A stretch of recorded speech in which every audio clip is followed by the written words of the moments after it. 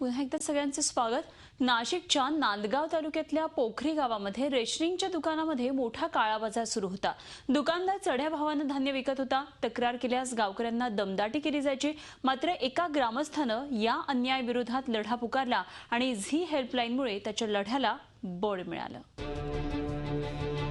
नाशिकच्या नांदगाव तालुक्यातील पोखरी गावातल्या सुरेश सोनवणे यांनी भ्रष्टाचाराविषयी एल्गार पुकारलाय। पोखरी गावात शकुंतला आत्माराम बागुल यांचं शासनमान्य स्वस्त धान्य आणि रॉकेल वितरणाचं दुकान आहे। मात्र या दुकानात मोठा गैरव्यवहार सुरू असल्याचं सुरेश यांच्या लक्षात आलं।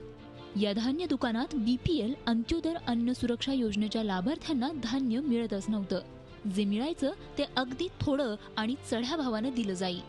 धान्य कमी मिळणे, त्याच्यानंतर 2 रुपये किलो धान्य मिळण्यासाठी 500 रुपये घेतले जायचे।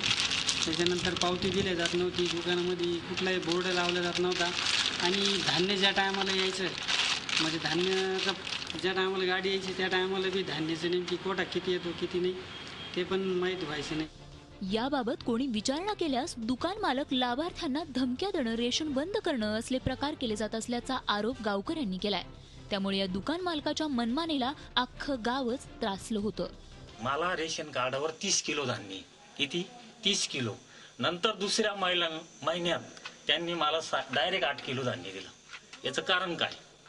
मग मी तिला विचारलं की बाबा सदर माझं धान्य एवढं आहे, तुम्ही मला 8 किलो का देता? रेशन दुकानदाराच्या दडपशाहीमुळे कोणताही गावकरी तक्रार करण्यास पुढे येत नव्हता। त्यामुळे दुकानदाराची मुजोरी आणखीनच वाढली होती। अखेर या विरोधात आवाज उठवला सुरेश सोनवणे या तरुणानं।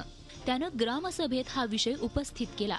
माहितीच्या अधिकारात माहिती मागवली, मात्र पुरवठा विभाग त्याच्या अर्जाला दाद देत नव्हते। अखेर त्यानं झी हेल्पलाईनची मदत घेण्याचं ठरवलं। सुरेश यांची तक्रार येताच झी हेल्पलाईनची टीम पोखरी गावात पोहोचली। झी हेल्पलाईनची टीम मदतीला आल्याचं कळताच गावकऱ्यांना बळ आलं। त्यांनी रेशन दुकानदाराच्या मनमानी कारभाराचा पाढा झी हेल्पलाईनच्या टीम पुढे वाचला। दारिद्र्याचे कार्ड 2 नंबर मध्ये नाव आहे आमचं, आणि तरी आम्हाला इतक्या महागाचं 2 रुपये किलोचं असून 4 रुपयानं भेटत। पेक्षा 2 रुपये किलो भेटलं पाहिजे, काही कमायना थोडं फार कमायना पण भेटलं पाहिजे। ती काही भेटतच नाही, आणि जर भेटलं बी तर 10 रुपये किलो भेटत, ते बी रावण्या करून 10-5 किलो। या सर्व गावकऱ्यांची तक्रार घेऊन झी हेल्पलाईनची टीम ग्रामपंचायत कार्यालयात पोहोचली। ग्रामसेवकांकडून गावकऱ्यांची तक्रार मांडली। त्यांनी गावकऱ्यांच्या तक्रारींची दखल घेतली आणि तहसीलदार तसंच पुरवठा अधिकाऱ्यांना अहवाल देण्याचं आश्वासन दिलं। अर्जदाराची चौकशी करून जर त्यांनी मला परत जर रिपीट अर्ज केला तर मी ते आपले वरिष्ठ कार्यालयास, तहसील कार्यालयास पत्र व्यवहार करू शकतो। यानंतर झी हेल्पलाईनच्या टीमनं थेट पुरवठा विभागाचं कार्यालय गाठलं। तालुका पुरवठा अधिकाऱ्यांची भेट घेतली आणि त्यांच्याकडेही ग्रामस्थांची तक्रार मांडली। त्यांनीही पोखरीच्या रेशन वितरण प्रणालीबाबत तक्रारी आल्याचं मान्य केलं आणि वितरण व्यवस्थेत सुधार न झाल्यास सदर रेशन दुकानाचा परवाना निलंबित करण्यात येईल असं आश्वासन दिलं। स्वतः पोखरी या गावी जाऊन चौकशी केलेली आहे आणि त्या दृष्टीने गावामध्ये ही वितरण व्यवस्था कशी चांगली राबवता येईल या दृष्टीने आम्ही सातत्याने प्रयत्न करत आहोत। तथापि परत काही जर काही अशा तक्रारी असतील तर परत त्या गावी स्वतः समक्ष येऊन चौकशी करून त्यात जर दोषी कुणी आढळला असेल, दुकानदार असेल किंवा कुणी असेल, तर त्याला काही म्हणजे शासनाच्या नियमानुसार ती कारवाई आहे ती केली। सुरेश सोनवणेंनी झी हेल्पलाईनचे आभार मानले। पुरवठा अधिकाऱ्यांच्या कारवाईनंतर आता सदर रेशनिंग दुकानदाराची मनमानी लवकरच संपुष्टात येणार आहे।